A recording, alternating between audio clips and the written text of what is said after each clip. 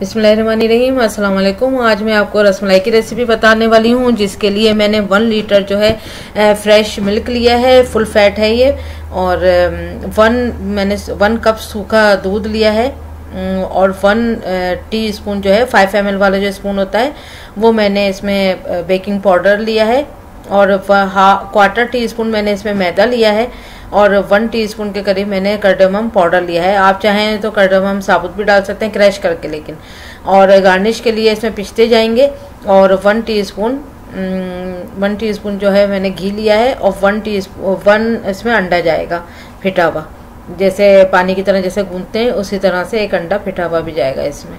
और चीनी ली है मैंने तकरीबन 1.5 कप के बराबर। इसी देर में मैं रसमलाई के पेड़े बना के गोली बनाऊंगी। यहाँ दूध बॉयल करते हैं, बॉयल करते हुए ही इसमें हरी इलायची का पाउडर जाएगा,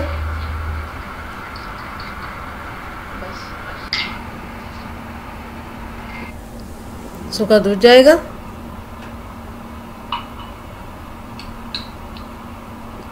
मैदा, बेकिंग पाउडर। बेकिंग पाउडर को उसी तरह छानना है इस तरह से, ताकि हवा पास हो जाएगी तो ये अच्छा फूलती हैं। और फिंगर से भी ऐसा कर लें, सब मिक्स कर लें, चाहे तो छन्नी से भी कर सकते हैं।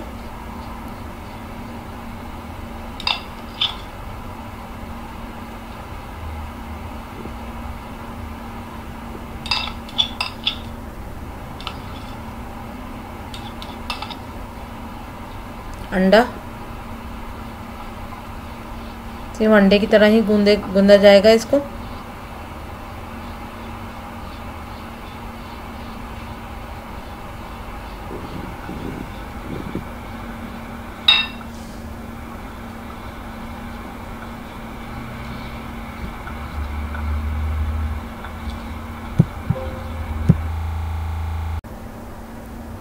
हाथों को थोड़ा ग्रीस कर लें, इसको पेड़ों का अच्छा सा पेड़ा बना लें। हाथों को ग्रीस से जो चिपकता है ना, तो इसका चिपकना ख़त्म हो जाता है ग्रीस करने से।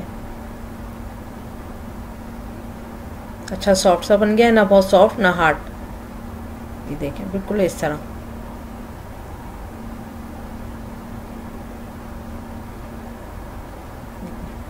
इसको गोल बना के, क्रैक नहीं होना चाहिए इसमें, अच्छा सा गोल बना के हल्का सा प्रेस करना है।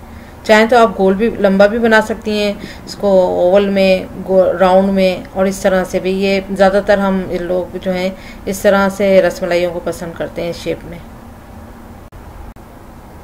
बस सारी रसमलाई आपको इस तरह रेडी करना है, इसी शेप में। अगर आपके हाथों पे चिपके तो आप हल्का सा उसको ग्रीस कर लें, इस तरह से करके। बस अब ये सब रेडी हो चुकी हैं। देखिए ये दूध भी बॉयल हो चुका है। इसमें चीनी जाएगी, चीनी कम ज़्यादा आप अपने हिसाब से भी रख सकते हैं। इसमें एक एक करके गोली डाल दें।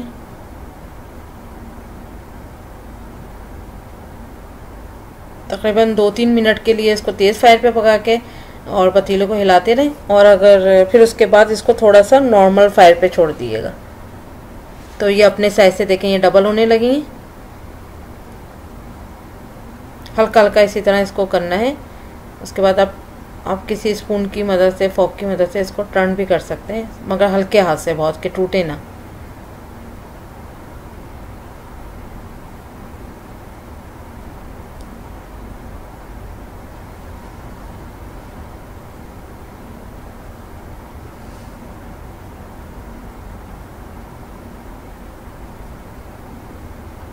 इन सबका कलर भी चेंज हो चुका है।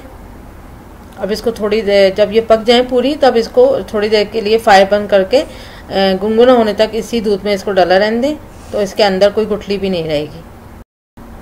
ये देखिए अच्छे से ये सब बैठ चुकी हैं, इसका मतलब है कि ये रेडी हो चुकी हैं। अब इनको सर्विंग बोल पे सर्व करते हैं और इसको सिर्फ चिल खाइएगा, एकदम ठंडी। बहुत अच्छी स्वीट है ये, आप ज़रूर ट्राई करें। Thank you for watching.